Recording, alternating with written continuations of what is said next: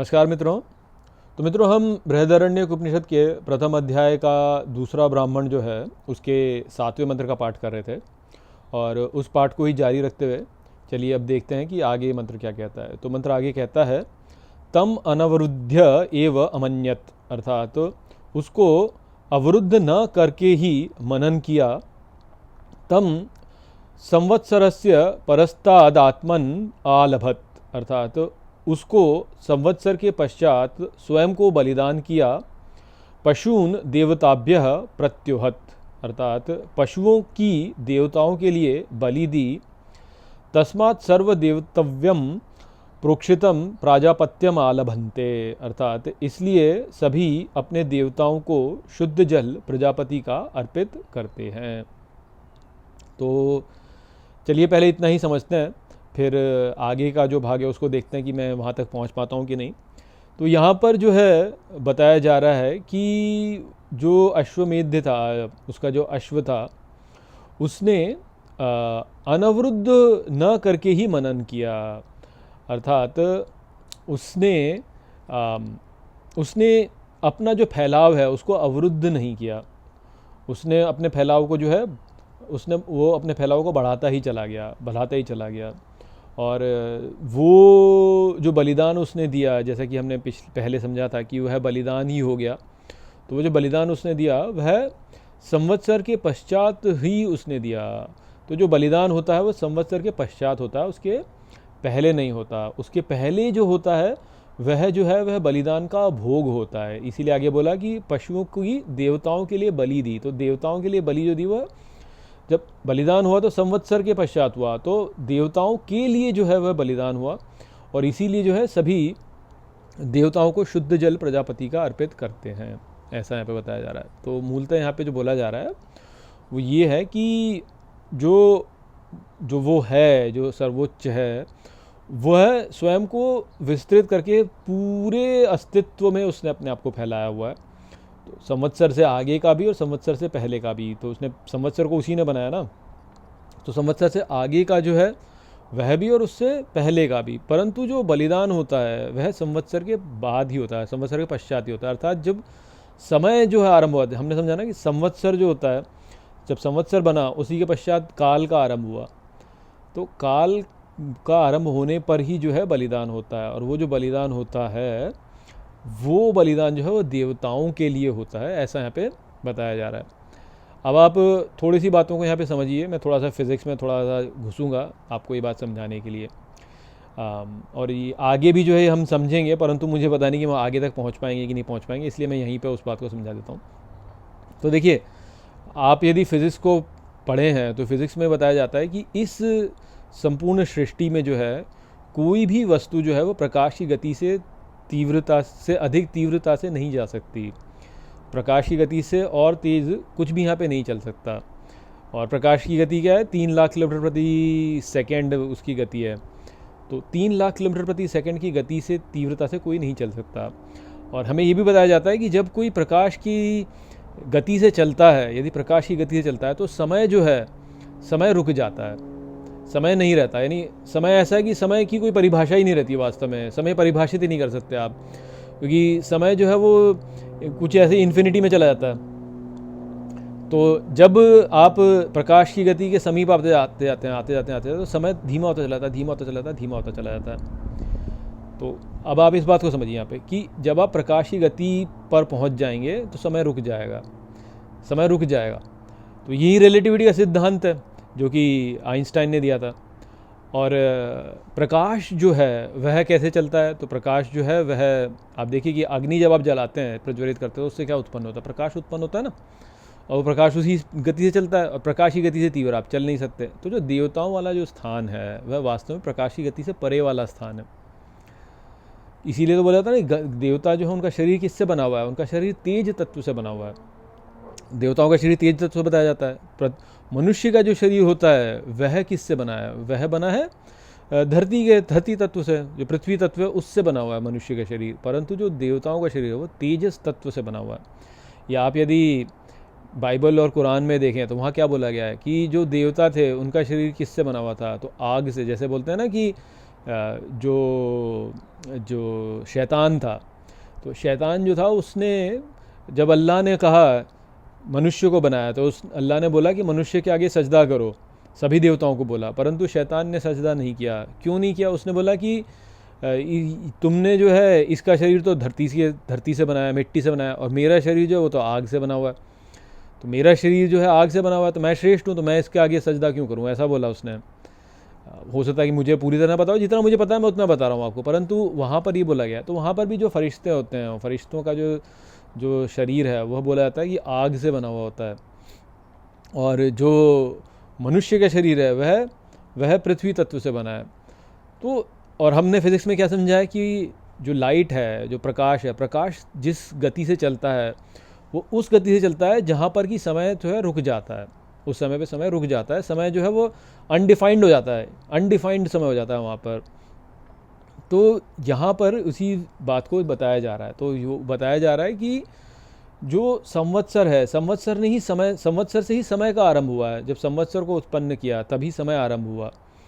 तो संवत्सर के पश्चात उसने बलिदान दिया, अर्थात जब हम इस अवस्था में आते हैं जहाँ पर कि समय है, तब ही वास्तव में बलिदान होता है। जब समय नहीं है तो वहाँ बलिदान नहीं होता। और जो बलिदान होता है वह उनके लिए होता है जो कि उस समय की सीमा के परे हैं, समय की सीमा के परे हैं। परंतु भगवान जो है, जो अश्वमेध है, जो ईश्वर है, वो तो पूरे में व्याप्त है, वो सभी लोकों में व्याप्त है। तो इस तरह से जो है ईश्वर जो है, भगवान जो है, अश्वमेध जो है, वह संवत्सर के परे भी व्याप्त है और वो संवत्सर के उरे भी व्याप्त है। वो काल वाले समय में भी है और वह कालातीत वाले समय में भी है। तो भगवान जो है वो कालातीत वाले समय में भी है और वह काल वाले समय में भी है, सब में व्याप्त हैं वो। परंतु जो बलि देते हैं जब भगवान, तो बलि वो जब देते हैं वह तब देते हैं जब संवत्सर के पश्चात, जब समय आरंभ हो जाता है, जब काल आरंभ हो जाता है। और वही वाली बात यहाँ पे जो है हमको बताई जा रही है कि जब उन्होंने संवत्सर को निर्मित किया, तो संवत्सर को निर्मित करके जो है फिर उन्होंने बोला कि मैं और यज्ञ करूँगा। तो वैसे देखा जाए तो यज्ञ जो है वो पहले भी चल रहा है और यज्ञ जो है वो आगे भी चल रहा है, किंतु जो यज्ञ पहले वाला चल रहा है, संवत्सर से पहले वाला जो यज्ञ है वो, और मैं फिर से आपको बोल दूँ कि वो पहले जो मैं बोल रहा हूँ, जब मैं पहले बोल रहा हूँ यहाँ पे, वो मैं आपको वो ठीक नहीं बोल रहा हूँ मैं, क्योंकि समय है ही नहीं वहाँ पर, समय के कालातीत वाली अवस्था है। तो एक यज्ञ तो वहाँ पर भी चल रहा है और एक यज्ञ जो है वो यहाँ पर भी चल रहा है, परंतु वहाँ पर जो यज्ञ है वह यज्ञ जो है वह बलिदान वाला यज्ञ नहीं है। जो बलिदान वाला यज्ञ है वो यहाँ पर है, यहाँ पर है इसमें।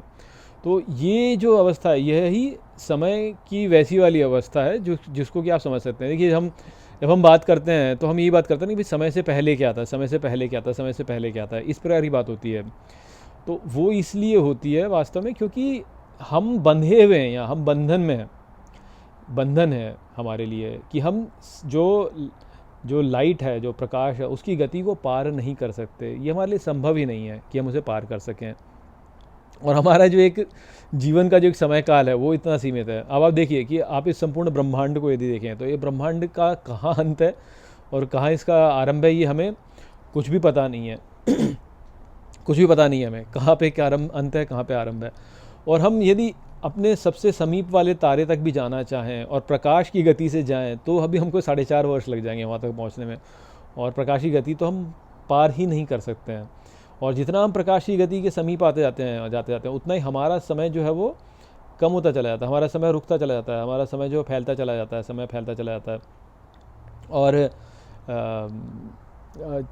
यदि हमको वहाँ तक पहुँचना है और वह जो प्रकाश की गति है उसके यदि हम 1/4 तक पहुँचें तो भी जितनी ऊर्जा हमें चाहिए वो ऊर्जा इतनी अधिक है कि वो ऊर्जा उत्पन्न कर पाना ही हमारे लिए अत्यंत कठिन हो जाएगा। वो हमें सूर्य से ऊर्जा लेनी पड़ेगी, पता नहीं कहाँ से ऊर्जा हम निकालेंगे। इतने सारे आटमों को हमको जो है नष्ट करना पड़ेगा, तब जाके हम जो है उस प्रकाश की उस गति तक पहुँचेंगे। क्योंकि जितना आपका जो आपका पदार्थ है, जितना आप उसको समय के प्रकाश की गति के समीप लाते जाते हैं उतना ही वो भारी होता चला जाता है। और यदि आप प्रकाश की गति तक पहुंच जाएंगे तो उसका भार जो है वो अनंत हो जाएगा, अनंत भार हो जाता है उसका, इन्फिनिट। तो जैसे कहते हैं ना गुरु तत्व कहते हैं ना कि गुरु तत्व कौन सा तत्व है, जो भारी है। जो भारी होता है वह गुरु तत्व होता है। तो यदि आप गुरु तत्व को देखें तो सबसे भारी तत्व है वो कौन सा तत्व है, जो कि प्रकाश की गति से चल रहा है। इस संपूर्ण सृष्टि में जो प्रकाश की गति से जो तत्व चल रहा है, पदार्थ चल रहा है, वह सबसे भारी तत्व है। और प्रकाश का जो अणु है, जो पदार्थ उसका होता है, उसको यदि हम देखें तो उसका कोई मास नहीं है, उसमें कोई मास नहीं है। वैसे फिजिक्स के सारे फंडे आपको बता रहा हूँ। तो जो लाइट है, लाइट का जो फोटोन होता है, उसका जो पदार्थ वाला तत्व है, यानी एक तो उसका जो है वेव वाला तत्व जो कि नाद है, और एक उसका बिंदु वाला तत्व है जो कि फोटोन है। तो जो फोटोन है उसका यदि आप उसका भार देखें, यदि आप उसका स्पिन देखें और उस स्पिन में आप यदि देखें तो उसके अंदर कोई भी भार नहीं है वास्तव में। किंतु यदि वैसे आप देखें तो उसका जो भार है वह सबसे भारी है, इनफाइनाइट है वो। क्यों? क्योंकि वो प्रकाश की गति से चल रहा है, तो इसलिए उसका भार इनफाइनाइट हो चुका है। तो सबसे हल्का तत्व भी, परंतु सबसे भारी तत्व भी, तो इसीलिए वह ही गुरु तत्व है और वह ही वास्तव में तेज है। तो जो देवता हैं, वास्तव में देवता जो होते हैं हमारे, वह उस तेज तत्व के हैं जो कि गुरु तत्व है, सबसे भारी तत्व है वो। और वो जो भारी तत्व है वह जो है वह ही है जो कि जिसको कि सब कुछ यहाँ पे अर्पित किया जाता है। जितना भी यहाँ पे जो भी यहाँ पे बलि होती है वह सब वह ही तत्व है जो कि उसको वास्तव में प्राप्त करता है। क्योंकि आप देखिए कि जब भी कुछ जैसे आप जब भी कुछ अर्पित करते हैं, जब आप अग्नि में, तो अग्नि में अर्पित करते हैं तो भस्म हो जाता है। भस्म की क्या बनता है? उसका प्रकाश ही तो बनता है ना। या तो हीट निकलेगी उसमें से, या तो लाइट निकलेगी उसमें से, या तो उसमें से गर्मी निकलेगी, या तो उसमें से प्रकाश निकलेगा। और दोनों ही वास्तव में, जैसे कि हम फिजिक्स में जानते हैं कि दोनों ही वास्तव में क्या हैं, दोनों ही वास्तव में फोटोन से संबंधित है। और फोटोन क्या है? फोटोन जो है वो सबसे भारी तत्व है, गुरु तत्व है वास्तव में वो। तो वह ही है जो कि सब कुछ को भोगने वाला है, वहीं पे सब कुछ भोगा जाता है। तो वो हमको यहाँ पे बताया जा रहा है। और जो यहाँ पे बलि होती है, जो जैसे बोला ना कि सभी देवताओं को शुद्ध जल प्रजापति का अर्पित किया जाता है। तो देखिए, जब हम अग्नि में कुछ भी अर्पित करते हैं तो जलाते हैं तो जल के वो शुद्ध हो जाता है ना। तो वो शुद्ध जो हो जाता है, वो शुद्ध तत्व जो है वो वह ही तत्व है वास्तव में। तो वहीं से वो तेज तत्व जो है वही शुद्ध तत्व है, उसको ही वास्तव में देवता ग्रहण करते हैं। इसीलिए देवताओं का शरीर जो है वह उससे बना हुआ है। तो यहाँ पर हम देख सकते हैं कि कैसे हमारे जो ऋषि मुनि थे, उन्होंने किस प्रकार से जो उनको श्रुतियों द्वारा ही जो है ये सारी बातें समझ में आ गई थी। वह ही बात जो है यहाँ पे बताई गई, किस प्रकार से फिज़िक्स जो है वो हमको इस बात को समझाती है वास्तव में कि देखिए, संवत्सर है एक तो, और संवत्सर का उत्पन्न हुआ जहाँ पर कि जो है व्यक्ति बलिदान करता है, इस सृष्टि में बलिदान करता है। ये जो संपूर्ण सृष्टि है इस प्रकार से संवत्सर ही है। यहाँ पर आप बलिदान देते हैं, बलिदान दे करके जिस प्रकार का बलिदान आप देते हैं उस प्रकार की आपकी गति हो जाती है और उसी दिशा में आप जाते हैं। बलिदान तो आपका यहाँ पे होना ही होना है, चाहे जो भी कर लीजिए। आप यहाँ पे भोग नहीं कर सकते हैं, भोग करने वाले अंततः जो है वो देवी देवता ही हैं। आपका तो यहाँ पे बलिदान होना ही है। थोड़े से समय के लिए यदि आप भोग कर भी लेंगे तो उसके लिए आपको मूल्य देना पड़ेगा। आप यहाँ पे ऐसा नहीं कह सकते कि भाई मैं कोई मूल्य नहीं दूंगा और मैं सब कुछ यहाँ पे अनुभव कर लूँगा। वैसा तो यहाँ पे होगा नहीं। आपको यहाँ पे हर चीज़ के लिए जो है कुछ ना कुछ मूल्य तो देना ही पड़ेगा और वह ही आपका बलिदान होगा। जितना आप यहाँ पे भोग करते हैं उससे ज़्यादा का ही मूल्य आपको देना पड़ेगा। जैसे मार्केट में भी आप देखिए कि जो भी चीज़ आप वहाँ पे ख़रीदते हैं, तो जो भी चीज़ आप ख़रीदते हैं उसको ख़रीदने के लिए जितना धन आप देते हैं, वो जो वस्तु होती है उसका मूल्य वास्तव में उतना नहीं होता, उससे कम होता है। आप यदि कुछ बनाते हैं, आपने कुछ बना करके यदि आप उसको किसी को बेचते हैं, तो आप जितना आपने पैसे लगा करके उसको बनाया, जितना श्रम करके आपने उसको बनाया, उससे अधिक ही आप उससे लेते हैं ना, क्योंकि आपको भी तो चाहिए ना कुछ। तो इसलिए यहाँ पे जो भी कुछ हम भोगते हैं, हमको भोगने के लिए उसके लिए कुछ ना कुछ देना ही पड़ता है। तो वो बलिदान ही है वास्तव में। तो इस सृष्टि में जब हम आए हैं, यहाँ पर जब हम फंसे हैं, स्पीड ऑफ लाइट के अंदर हम फंसे हैं जब, तो स्पीड ऑफ लाइट के अंदर हम जब फंसे हैं तो हमको तो बलिदान ही देना है और बलिदान ही हम देंगे। और हमारा जो बलिदान होगा उसका जो अंततः भोक्ता होंगे वह सब देवता ही होंगे। इस बात को आप स्वीकार कर लीजिए। और ये केवल तभी तक आपके लिए लागू होता है जब तक आप अपने शरीर से तादात्म्य में हैं। यहाँ पे इस सृष्टि में यदि किसी इकाई से आप तादात्म्य में हैं तब तक ये आप पर ये लागू होता है। यदि आप अपने आप को जो है तादात्म्य जो है आप अश्वमेध से कर लें तो फिर तो कोई बात ही नहीं, क्योंकि वह तो बलिदान ही है वास्तव में यहाँ पे पूरा। तो वो अब बड़ी ही घूमी हुई बातें हैं, बड़ी ही उलझी सी बातें हैं ये। और यहाँ पे मैं आपको ये बता दूंगा कि यहाँ पे आपको कुछ यहाँ पे आपको जो है जो कंक्लूजन जिसे कहते हैं ना, निष्कर्ष जिसे कहते हैं, निष्कर्ष यहाँ पे नहीं मिलेगा। यहाँ पे मैं बस आपको सब बता रहा हूँ। यहाँ पे जो भी ये श्रुतियाँ जो कह रही हैं जो मुझे जितना मुझे समझ में आ रहा है मैं आपको बता रहा हूँ और बताते जा रहा हूँ, और यहाँ पे पढ़ते मैं आपके लिए खोलता जा रहा हूँ। जो इससे आप लेना चाहें, समझना चाहें, वो आप स्वयं ही उसको समझिए इसको, ठीक है। तो वो था। चलिए, अब यहाँ पर इतना ही मैंने आपको समझाया, और जो अब शेष मंत्र है मुझे लगता है मैं आपको वह अगले वीडियो में समझाऊंगा। चलिए, इसी के साथ इस वीडियो को यहीं पे समाप्त करते हैं। नमस्ते।